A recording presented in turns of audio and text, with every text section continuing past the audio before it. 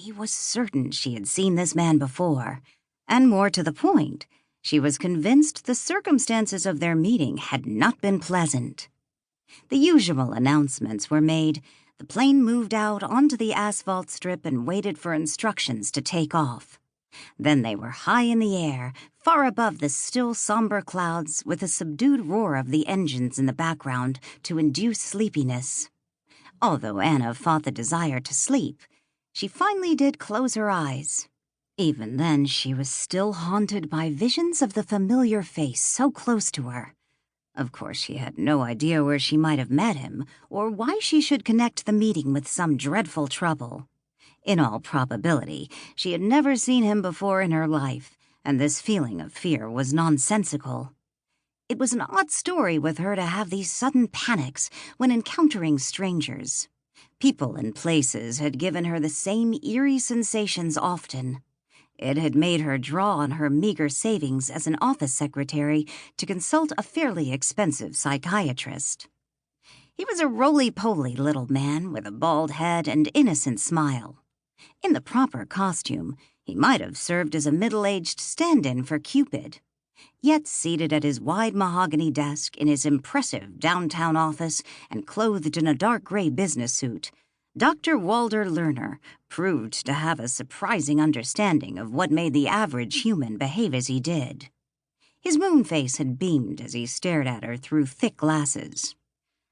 "Put it down to the fact you are an orphan," the psychiatrist advised. Anna's pert oval face had worn a troubled expression.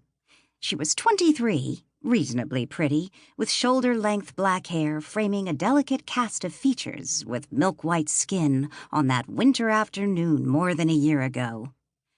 "Sometimes I'm certain I must be on the brink of insanity," she'd protested. Dr. Lerner shook his head slowly. "I have seldom met anyone more sane than yourself, my dear." "But the obsession that I have met people before," she said, leaning forward in her chair anxiously. "The certainty I have that unfamiliar places are known to me. Surely you can't call these normal." "Not normal," he agreed, "but understandable. They can be traced back to your childhood. You're reaching out for someone belonging to you and the frustration of it never happening.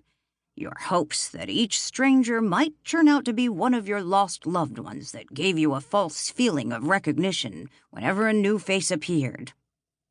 "But the Woodleys adopted me when I was very young. I had a family from then on."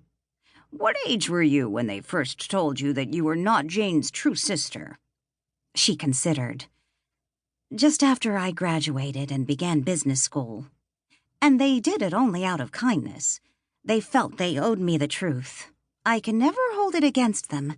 In fact, they felt bad for doing it." The pudgy man raised a calming hand. "I'm not suggesting they did anything that was not entirely proper." "Well then," she said. Dr. Lerner placed his fingertips together and studied her thoughtfully. "Yet wasn't it only after you received this information you began to experience these unusual feelings?"